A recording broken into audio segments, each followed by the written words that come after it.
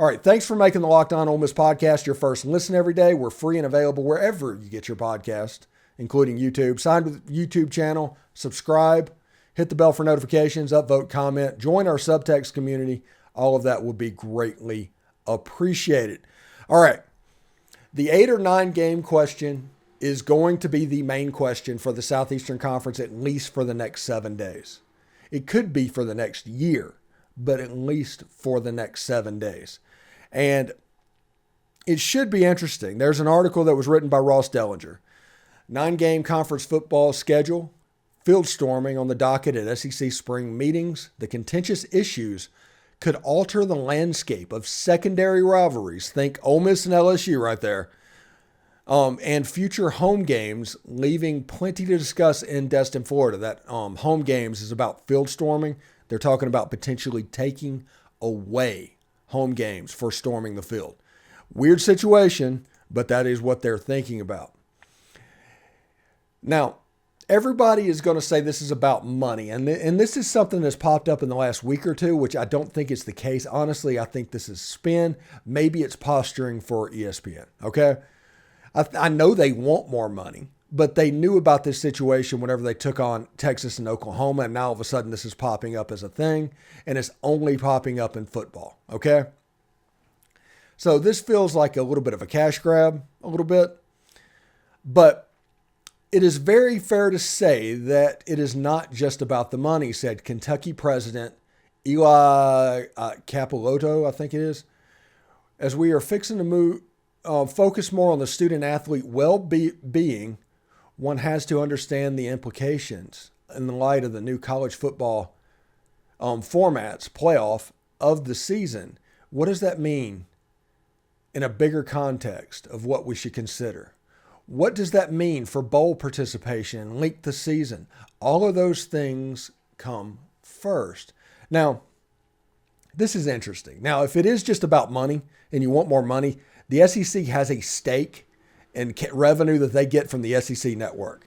You take that 9-game schedule and you put it on Thursday or Friday night and do an SEC game of the week again on top of the Saturday night, and all of a sudden you have revenue for spades. You can do that each week. You have 12 games. There's your extra conference game. Okay, this isn't hard. You've found a way to get more money, and you put situation to where your Saturdays are not really messed up in just a Thursday night game. You can have a conference game every week of the season on Thursday night. You get that on SEC Network. People will tune in. I realize that, Amazon or whoever has a game, but on the SEC Network, people that want to tune into these games, people that want to watch SEC football will watch. That's a way that you can take those get 9 games, that extra game, and make extra money on it. Okay? That's important. As far as length of season, college football formats, the players are getting paid. I don't care.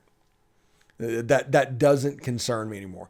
The stuff about having to treat them with kid gloves, no.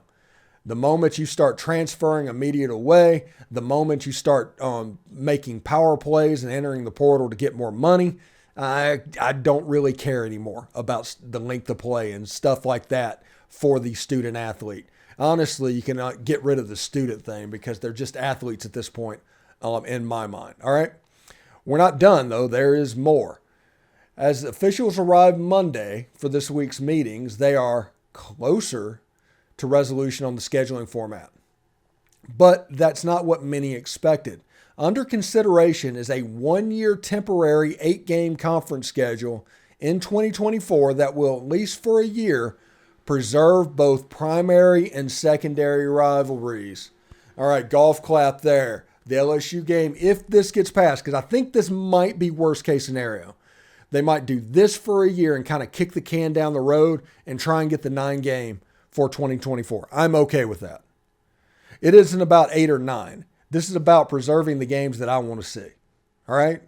And it also allows you to save one of those games that you were going to have to cancel that could be a problem for a poor athletic department. Okay?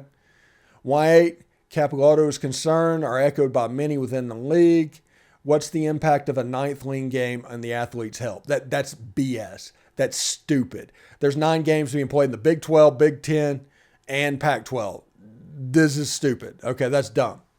And an expanded college football playoff, that only affects just a couple of players. Vanderbilt, that's obviously not a concern of theirs and probably will not be. A third question, though, has lingered and gone unanswered for a year. The extra money from which ESPN, which it is not contractually required to provide more money for a ninth game, okay? They knew this whenever they chose to expand. They knew that expanding would exasperate an already terrible scheduling model to where, was it Georgia or Tennessee or whatever, has not been to College Station, something like that, in a decade or more. Our schedule for the last 10 years has been absolutely terrible, abhorrent. And they knew what ESPN was willing to do. And we heard about this whenever they were spinning how it was a good deal, how ESPN was going to pay more for Texas and Oklahoma. You remember that? ESPN was going to pay more? Well, you're getting a large contract now. Large.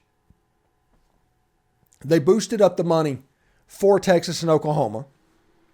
Might be an 8-game rate, but they boosted up that money. You knew what was going on. It doesn't take Einstein to see how the schedule was going to be a problem. This needs to happen not for ESPN, not to make more money, but to make it work. And honestly, in 2024, it should start. Even if it's happening at a loss, you should do it in good faith for a company that's struggling revenue-wise and doing layoffs and things like that, where you're not going to get that money. Give that money back to the fans, essentially. Have a game on Thursday night or Friday night that is broadcast on the SEC network, a network that you get part of the proceeds for. And that is a way you can get more money for it and also increase the visibility for that network. So without the incentive of additional revenue from the network, more than half of the league is in support of remaining at 8 games for the first year that Texas and Oklahoma began play in 2024. The expectation is that ESPN, in the midst of layoffs, will not commit to additional revenue for the 9th game, at least not now. They absolutely won't. The temporary 1-game model is a placeholder for a potential 9-game schedule to start in 2025 if ESPN enhances the deal. Here's the deal. ESPN doesn't need to enhance the deal. You can enhance the deal by putting another piece of premium content on the SEC network. If you get ESPN just to agree to do that, it's like, yes, 1 game a week. We will give the SEC network for that game the 3rd pick of the week. Make it a premium game. Make it a game that people want to tune in for. You can get your revenue that way instead of it guaranteed from a check that's not going on. In an old-fashioned American-style way, you can earn it. You have the content. Give it to the SEC network. Let it work. Seriously. But when you look at what's going on, the 8-game temporary schedule, as long as the LSU game is preserved to go with the MSU game, I'm okay with that. If they just kick the can down the road, I am fine with that. But after 1 year, if they kick it down again to where the scheduling just gets jacked up again, the way it has been for the last decade, I will have problems with it to where they did it on purpose. Because at this point, now I don't want to, speak out of turn or speak out of school, but at this point, doesn't it kind of seem like they're kind of extorting ESPN? With what's going on at Fox and NBC and CBS, they kind of see that. They're trying to make their grab to get as much as they can, which I don't blame them. That's kind of their job, but that's kind of what that feels like. Money-wise, we'll see exactly what happens. But this temp solution for an 8-game season, I would be okay for 1 year. 1 year.